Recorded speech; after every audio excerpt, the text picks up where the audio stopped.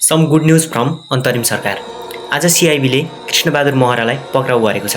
कृष्णबहादुर महरा यस्तो पात्र हुन् जो माओवादी पार्टीबाट एकपटक गृहमन्त्री र एकपटक सभामुख भइसकेका मान्छे हुन् र उनी सभामुख रहँदा उनी रेप केसमा फँसेका थिए जो रोशनी शाही थिइन् र उनी केही समय अगाडि कोठामै मृत अवस्थामा फेला परेकी थिइन्।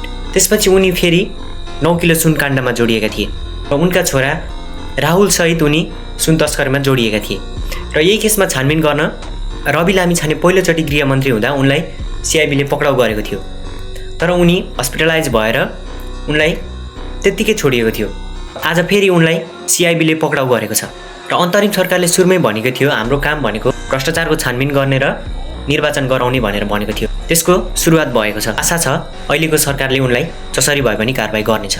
हियर इज अ प्रुफ देश कस्तो बनाएका थिए नेताले र के गर्थे। 9 किलो सुन र यस्ता सुन काण्ड त कति हुन् कति, त्यो त देखिएको कुराहरू मात्रै हो।